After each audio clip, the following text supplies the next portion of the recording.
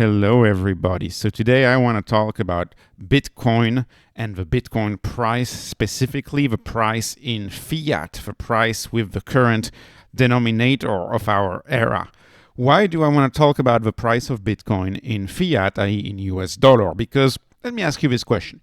Do you remember when you first heard about Bitcoin when it hit $100? $1,000, $10,000.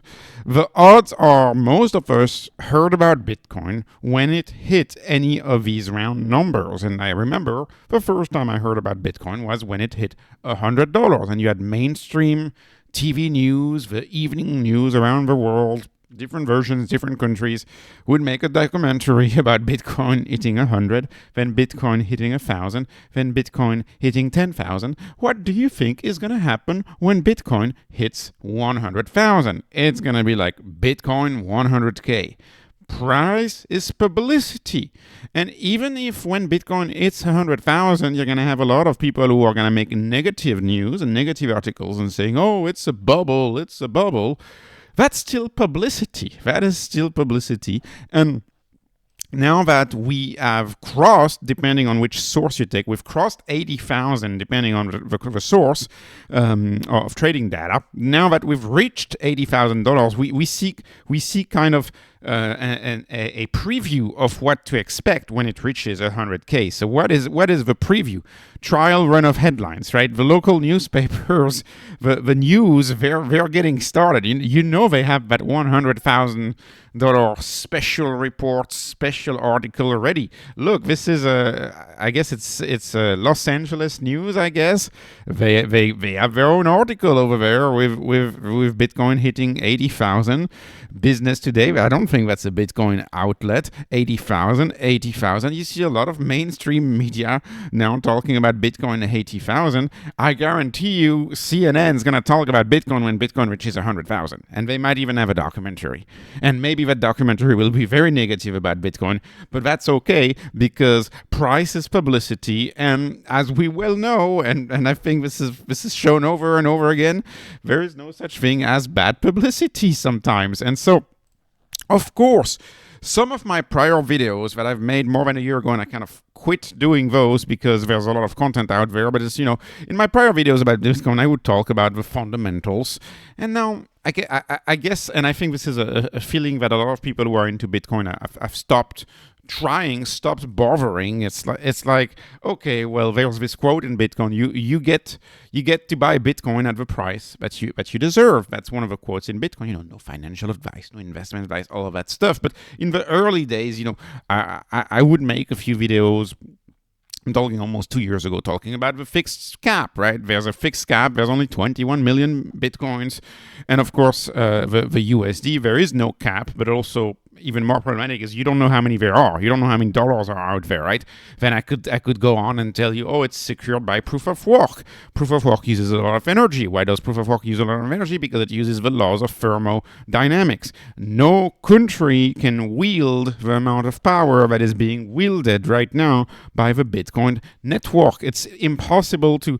You would need to have a country many times over more powerful than the most powerful country right now in order to flip over the proof of work of a Bitcoin network, right? And so that's secured by that. If you have your Bitcoin in the form of a passphrase in your mind, a brain wallet, as you call it, it's secured by the power of the most powerful nations, 10x over. That's the power of Bitcoin, right? While USD, well, it's easily stealable, right? That's why a lot of people don't even carry cash anymore. That's why you're very careful with your cash, because it's very easily stealable by not a lot of force, right? So someone with a knife somewhere can just take your wallet, take your USD. With Bitcoin, you have a hard time finding someone with 10x the power of the most powerful nation.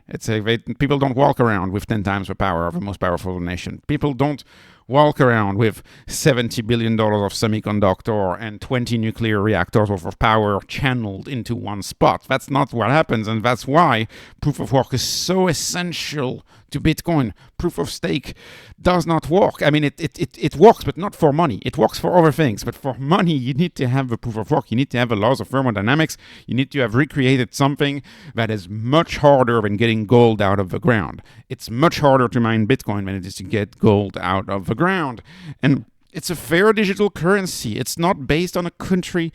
It's distributed based on merit, i.e. how soon do you want to spend the 1,000 hours, the 100 hours? When do you want to take the time to study it? And typically after you spend hundreds and hundreds of hours, in most cases, people are going to be like, okay, I'm convinced to buy Bitcoin. That's the merit part of Bitcoin, the allocation. And of course, we know that for the fiat standard, it's all about the Cantillon effect, i.e. how close are you to the money printer? If you are middle class, what's going to make the difference at the end of your life between a rich middle class and a poor middle class? Is it their income? Most likely not. What's going to make the difference is were you able to qualify for a mortgage to buy that house in California, to buy that house in Austin, to buy that house in, I don't know, some fancy part of Europe. Were you able to get that mortgage in the late 70s, in the early 80s? If you were able to get that mortgage in the early 80s, you are most likely a much wealthier person than the person who was not able to get that mortgage because you benefited from the Cantillon effect, i.e. how close you are to the money printer. That is not how it works with Bitcoin. So I could go on. And of course, there's dozen more points that can be made about Bitcoin, but I'll stop here. Because there are literally millions of videos out there on the topic. I recommend, if you like short videos, I recommend Bitcoin University, Matthew Crowder. Look him up. He's awesome. If you like short videos and want to learn about Bitcoin, that's the way to go. If you have a lot of time, or if you like super long content, I also recommend Robert Breedlove.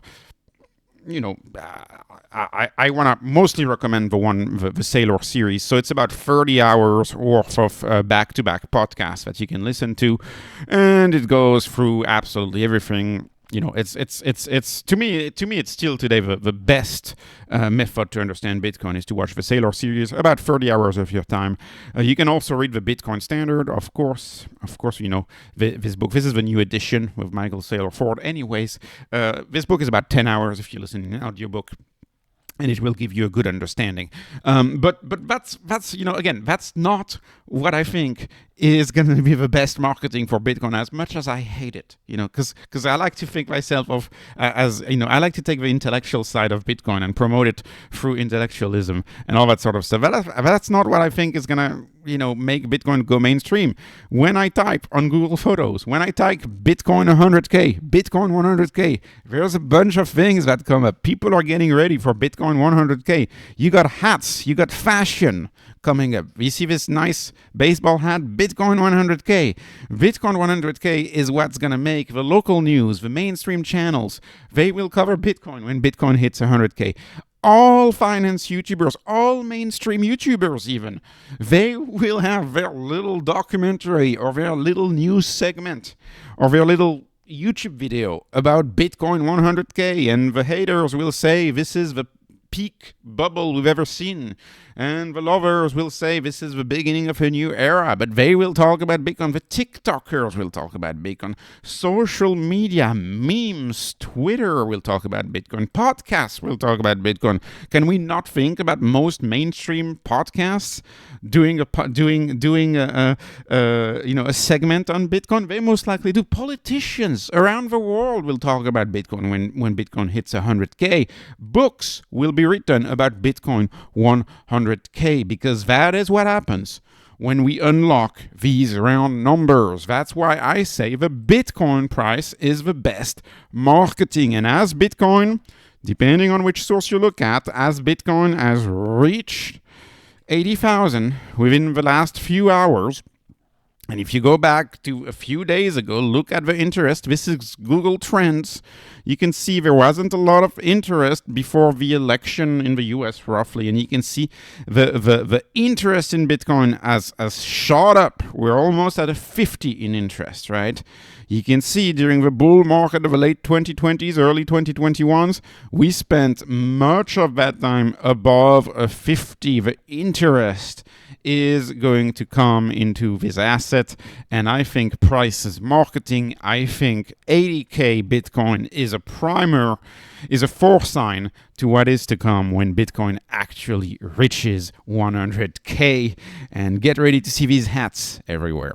Anyways, that was the point of my video. Bitcoin price is marketing. A lot of marketing is coming. So this was not investment advice, not financial advice, just entertainment. Always in this channel, entertainment. Please like, please subscribe, follow me on X. Thank you for watching and have a wonderful day.